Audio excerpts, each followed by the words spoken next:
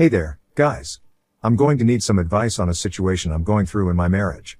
I, 29M, have been married to my wife, 30F, for 7 years, and we have a daughter who is 5 years old. Depending on who you ask, some would say that we got married young. I know I heard a lot of that while we planned the wedding. The thing is, we have known each other since late in high school, so I feel like we had enough time to get to know each other to the point where I could confidently propose. We were both relatively mature people for our ages when we were younger. She knew she wanted to go to medical school and I knew I wanted to be an entrepreneur. It's part of why I felt we were meant for each other. My HVAC business was already doing really well before I turned 20, so by the time she was ready to go to med school, I was able to support her. I suppose our younger selves would be very happy with where we are well over a decade since we first met. Well, career-wise at least. Because some things have happened that make me wonder whether there were some red flags that I happened to miss, or whether people just want what they want regardless of how much you care and how much effort you put in. I've never put a foot wrong when it comes to my wife.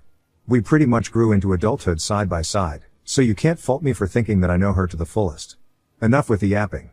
Let me try and cut to the chase. As I've said, my wife went to medical school. She did great there, and now she's a general practitioner, which is awesome. I've really never been prouder of anyone, because I watched her graduate high school, then graduate from university twice. I will admit that I sometimes feared that I'd feel inferior with a high-achieving wife, but I'm doing fantastic for myself. I didn't go to college, but that was because I knew it would be a waste of my time. Instead, I used those same 4 years to apply the throttle on some new enterprises I was trying to start, like a detailing business, and my hard work paid off. So yeah, I make a lot and that surely helps me feel good about myself. Do I regret not going to college, even now? Nope. So, my wife, the doctor. Obviously, she works at a hospital, and as expected, she has colleagues whom she's friends with and some whom she steps away from being enemies with. Typical workplace drama, whether you work in a retail store or a tech company. The thing is, it became a bit disconcerting to me when a certain name started to pop up a lot more than the other coworkers that I heard about quite often. Let's call the guy Devin. If you've ever heard of the stupid concept of work husbands, that's what Devin started to sound like to me. Anytime something happens at work while she is at lunch, she always happens to be eating lunch with Devin. She's scared of walking to her car when leaving work late at night. Who is there to save the day and accompany her? Devin, of course. There was even a really annoying day when she started to gush about Devin's 2 cats and Chihuahua, which he couldn't stop showing her photos of. At this point, I obviously became very cautious of Devin. I think any man would. After all, it seemed like Devin was interested in her with how much he seemed to be around her. I joked around with her one day, with an ulterior motive, asking whether Devin knew she was married. She said he did, and after a brief pause, she reassured me that I didn't need to worry about him one bit. That he's basically her brother. This didn't really convince me, and it was made worse because I hate hearing sentences including the phrase like a brother to me, but I decided to let it go at that moment because I didn't have anything solid beyond him coming up a lot to base strong suspicions on. Now, before I go into what happens next, I need to give you a little bit of background on the sexual side of my relationship with my wife. I've never been the kind of guy who needs to have sex 5 times a week. Nah, once or twice in 2 weeks fills, or should I say empties, the tank for me. The best part was that this worked perfectly for my wife too. She isn't a high libido kind of woman, so we had a really harmonious sexual life in the early stages of our marriage. Unfortunately, almost out of nowhere, her interest in sex just died. We spoke about it and she blamed hormones, stress, the weather, upcoming exams, her diet, and so on. And with each thing we tried to fix, nothing changed in the end. I never blamed my wife for this, but honestly, even though I could cope with sex just twice a month, it started to become hard on me. I seriously considered looking outside my marriage, but I never came close to acting on such considerations. Now, here's where that comes in. One day, my wife comes home and excitedly tells me that she's interested in us trying to spark up our life in the bedroom again.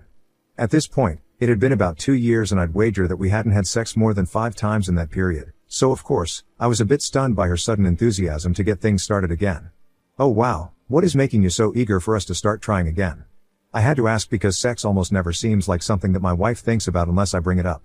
I had a discussion with some people at work about sex and it really brought up a lot of things that we might be able to try out to spice things up, was what she responded to me. I'm on guard as she says this because talking about sex should be less awkward or juvenile among doctors than any other group of people, but I've never gotten the idea that she and her coworkers talk about things like that. So, I asked her what they talked about and who she talked about these things with. After all, I know most of her coworkers by name. Just Devin and some of the others. Like I said, I know most of her coworkers by name, so for the rest of them to end up relegated to an uncertain the others left me feeling uneasy. I felt like challenging her at that point because I felt like it might have been a personal conversation with Devin, and if she was talking about sex with Devin one-on-one, That would not be in good taste, obviously. No problem, I'm listening, I said. So, on she continued, telling me about how the conversation went from how important sex is, to sexless marriages, to sex toys. And then she let it slip, that she used our case as an example in this convo. I mean, I've never been bitter about the whole sexless situation, but it can be very frustrating.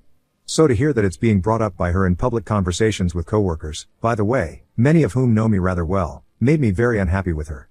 However, my wife is a rather private person, so this didn't sound right to me. So this was just you and Devin then, right?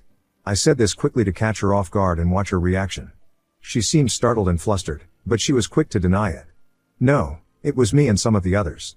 Devin was there though. I looked closely at her and she tried to maintain my gaze, but her eyes kept darting away. There were probably 5 seconds of silence before I said, "Tell the truth." She said nothing, and this time, she just looked down. I actually saw a teardrop fall from her eyes. It was just you and Devin, right? Looking back, this was uncharacteristically relentless of me, but I think all of the Devin stories had me on something of a mean streak. Looking back, I'm glad it came at that moment because I might have let it slide otherwise, and ended up musing about it for hours. She squeaked out a yes. "Okay, continue the story then," I said to her. But she didn't say anything because I had caught her in a lie. We just sat there in silence, for a very long time, and I was extremely pissed, but I did my best to keep my composure and stay calm. After about 2 minutes of nothing but quiet, she finally apologized. "I'm sorry for lying. I knew it wouldn't be a good look to admit that I had a private conversation of that kind with him alone." She looked at me, but I kept a stone face. "But I swear, we just talked. There was nothing else to it. I don't think you did anything unless you're banging in the broom closet at work. But I hate how you're bringing our private life to other people. I especially hate you bringing our private life to Devin of all people." "Really? So was it talking to Devin that could potentially break the sexual deadlock we've been sitting through in our marriage? You know what that looks like, right? I swear, he's like a brother to me. I've always said it and I hate that you don't believe me. There's nothing between us, and talking to him about it was just like talking to a friend. Or even like talking to a therapist or something." So, at this point, I realized I was shaking with rage, because I could tell that my wife was slowly trying to turn this thing against me. Suddenly, she was about to be the victim. I've had this thing happen during arguments with her, but before then, it had never been with something that pissed me off so much. So I told her, "Before you turn yourself into the victim here, it's fine. Keep having your sexual conversations with Devin, the brother who you have such deep interactions with. I'm actually interested in seeing how this unofficial sex therapist can help us out in the bedroom." And with that, I stood up and left the room. I slept on the couch that day. Now, I'm going to need to fast forward about a week. The next 2 days were a bit awkward, but we eventually got past it, and I didn't hear anything about Devin, which for me, worked out beautifully. I knew she'd still be interacting with him since they worked together, but at least I didn't need to keep hearing about him, and that was enough for me, at least in that moment. I thought that things were fine and we were about to have things go back to normal until a week had passed from the day we had our big argument. So, a week from the big argument was yesterday. My wife came back home at night, holding a plastic bag that I could tell had a long box in it. She seemed very apprehensive, but I could tell she was doing her best not to act too differently. This went on for probably about 30 minutes while she tried to make normal conversation, and I started to get impatient. But eventually, she sat down next to me in the way she does when a serious conversation was about to be had. "So, babe, remember what we talked about? About trying to get our bedroom life active again?" I nodded. I decided to take a leap and get something that I thought might help us a lot in the bedroom. Or help me, because I know I'm the issue. And then she pulled the box out of the plastic bag. It did not come in discreet packaging, so it was very clear it was a dildo, a big one. It was purple and the graphics on the box made it obvious that the thing could vibrate. I'm not opposed to toys. To be honest, I think they can help out a lot more than they can harm the bedroom experience, at least when used tastefully. But my wife has always been vanilla, so this move was a bit of a shock to me. Then again, she claimed she had such an enlightening conversation about intercourse with Devin. Obviously, my mind went back to that very annoying night, but I did my best to keep my emotions in check. My wife pulled the ridiculous purple plastic penis out of the box and held it as if it was made of glass. I kind of just looked at it, because I had never needed to use toys in my previous relationships. My anatomy did the job well enough, but I understand how different everyone is, so some people, like my wife, need more motivation. I tried not to make the situation too awkward since it seemed like she didn't know what to say either, so all I could mutter was, "Why do they have to make them so colorful?" She seemed relieved that I said something, and I think that relief was what made her slip up. I remember it exactly as she said it. "I know, right? I don't know why Devin chose that color. Something closer to a skin tone would have been nicer." She had a smile on her face and she just kept looking at the stupid thing, but I could hear my blood pulsing through my ears. It almost seemed like she didn't realize what she had just admitted to. Now, At this moment, I couldn't figure out whether I wanted to erupt at her or just keep what she had just said close to my chest since she was unaware of the bombshell she had dropped. Being discreet wasn't possible though because I felt like my head was going to pop. "Devin bought you a dildo?" It came out a whole lot louder than I expected it to. She looked shocked and confused at first, and then I assumed she played back the last minute in her mind, realized what she had let slip, and then her eyes widened in fright. I stood up and I shook my head over and over, searching through my head for the right words to say to her. How does the person you claim is like a brother to you end up having deep sexual conversations with you and buying you toys? It was hard for me to grasp. She said something which I couldn't hear and I calmly asked her to repeat it. I was hoping that there was some kind of explanation or some kind of misunderstanding. But nope. What she said was, I was going to buy one for us anyway, so it saved us some cash. There's a reason why it came out in a whisper, and that was because she knew how idiotic it sounded. I didn't even bother saying anything to that, because she was in the phase of an argument where she senselessly tried to justify her actions. I've never felt worse at any recent point in my life than I did yesterday. I felt like there was a lot of aggression and negative energy that I needed to let loose, but I simply couldn't do that in any socially acceptable way. I wanted to interrogate her about Devin, but I knew she'd deny everything, especially with the way I was shaking with fury. So I just grabbed my car keys and my wallet and left the house. She gently tried to stop me once, but I glared at her and she backed off. I drove around town for hours in the night and it helped to clear my head. I got a hotel room yesterday night and extended my stay for tonight as well. I'm not certain whether I'll be going home tomorrow, but I decided to see if I can get some advice from all of you here. I have a strong feeling that she and Devin are fucking, but I want solid proof. Let me know what you all think. I'll stick around in the comments for as long as I can. Edit, you guys don't need to convince me that she and Devin have some kind of thing going on. I'm not in denial. I just want to make sure that I have evidence in a way that is absolutely undeniable. It'll help me in more ways than one.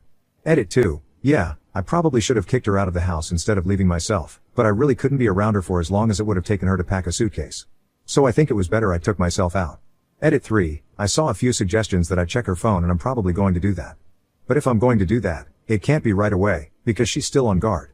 However, a lot of your comments gave me ideas, so I think I'm going to see if I can get in contact with her coworkers that I'm friendliest with. It could backfire, especially if they are more loyal to her than me, but let's see. Update. Hey, ladies and gents. It's been a while but I had to be really patient. I hope that you all were too.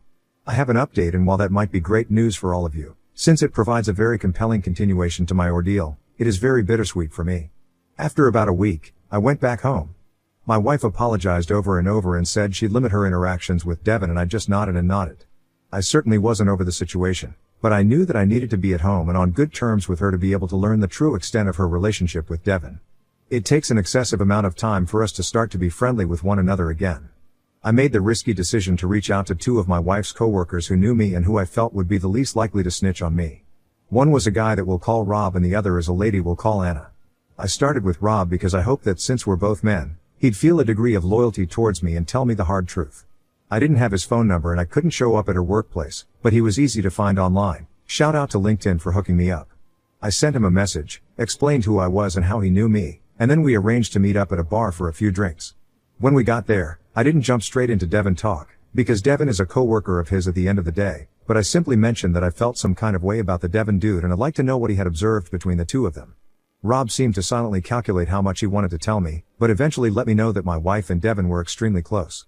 He had no evidence that they had anything beyond being extremely close work friends, but he approved of my suspicion because he sort of felt the same way, even as a spectator. I thanked Rob for his help. Next up was Anna. Women tend to be a lot more privy to workplace gossip, but that was the exact reason why my meeting up with her to discuss two of her coworkers could be extremely risky. I felt like there was very little to lose though, so I went for it. It was the next day when I met up with her in a public space. Anne was a rather pretty woman, so it made sense why she was one of the colleagues my wife usually complained about. It was probably just that girl-on-girl competitiveness we all know. My hope was that if my wife didn't like Anne, Anne probably didn't like my wife, and she'd help me out. Your wife and Devin? She had a pained expression on her face as she said that. I don't know how much you know, but there's definitely something going on between the two of them. I really hate to be the bearer of bad news, but the buzz at the hospital is that they've been getting into it work, for lack of a gentler way for me to say it. As Anna said that, I knew I was angry, but I also felt a sense of closure, because I had finally been proven right. I wasn't crazy for thinking there was something between my wife and Devin. So, I thanked Anna profusely and went back home. That night, as my wife slept, I grabbed her phone and went straight for her messages. Her chat with Devin wasn't hard to find, and I scrolled and scrolled and scrolled, but it was clean. In fact, it was a bit too clean for my liking. There was no talk about the toy, there was nothing even close to inappropriate in there. I even jumped into her email and some of the social media apps she uses the most, but there really wasn't anything to convince me that my wife had anything else going on with him. I started to feel crazy, like I might actually have blown the whole thing out of proportion. Well, that was all before I went through her gallery app. Initially, I didn't see anything of note. There were selfies, the sky and clouds on her drives home, food she'd eaten recently, and other boring things. At that moment, I felt like I had judged her very harshly, and just on a whim, I decided to check the trash folder on the phone. A literal sex tape.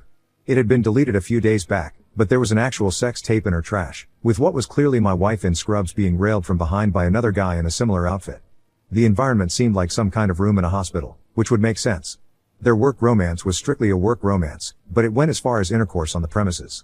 I was furious. I had to watch an entire 5-minute video of my wife having sex with another man. I had really hoped that I would find nothing and my life would go back to normal, but that was the best outcome for a fool who wants to be blissfully ignorant, and that's never been me. So, I sent the video over to my phone, removed any evidence that I had touched her phone, and stayed up the rest of the night, coming up with a plan of action. I had the proof I needed, and all that was left was to make perfect use of it. In the morning, my wife went off to work and I said bye to her, acting as normal as I could. As soon as she left, I brought out her suitcases and began packing her things.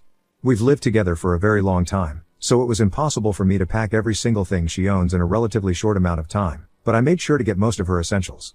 I aligned the 3 suitcases I had filled neatly by the door to our house. After that, I went to my laptop. I drafted a very long email to the hospital she worked at, citing my concern that employees at their facility were having sexual relations on the property. I talked about a lack of professionalism, ethical considerations, and sanitary concerns, as it looked like they did their business in an unoccupied patient room. I've been running my own businesses for years now, so I knew the right words to use to get the hospital very concerned about what was going on. I was even tempted to send the video to her family members, but I recognized early enough that would have been a step too far. I'd let them know what I found out though, once my soon-to-be ex-wife was made aware herself. It took a lot of waiting, but night finally came and my wife arrived back at home.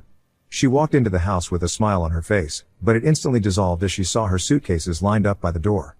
I don't regret it, and it was an asshole move, but I couldn't help but say, surprise. Looking back, I'm glad that I gave into that impulse. What's going on? She was in an instant panic and I just looked at her. I asked her what she thought was going on and all she could say was, "What did I do?" "You know what you did. You're going to have to leave, right now. You can come another time to get the rest of your stuff, but not right now." She was dumbfounded, and I could see tears beginning to well up in her eyes. "Save me the waterworks and go. I'm sure you'll have a cozy bed to sleep on back at Devon's place, so go there. Though you might not be used to having sex with him outside of work." At this point, she had started crying and I had not a drop of pity in me. In fact, it was irritating to watch, so I walked towards the doorway where she was, picked up 2 of her suitcases, and took them to her car. I came back, met her standing there, still bawling her eyes out, and took the last one. By the time I came back, she was standing on the outside of the doorway and I unceremoniously closed the door behind her. It took almost 30 minutes, but I finally heard her car start up and drive away. She didn't need to know how I had found out, but she couldn't play dumb when she knew I knew. Not too long after, I got a response from the hospital that the concerned individuals are no longer in our employ, and were terminated based on a breach of medical ethics and professionalism. Both Devon and my soon-to-be ex-wife taken down in one fell swoop? Very satisfying.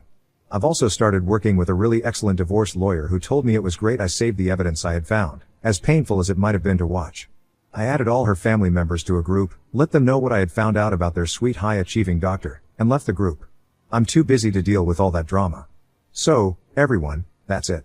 She'll be my ex-wife, hopefully very soon, and as much as it hurts to have spent so many years of my life on something that ended up being so flimsy, I'm glad it ended sooner than later. I appreciate you all for supporting me on my initial post and sticking around for this eventual update. Have a nice life, everyone, because I know I'll be doing my damn best to do that.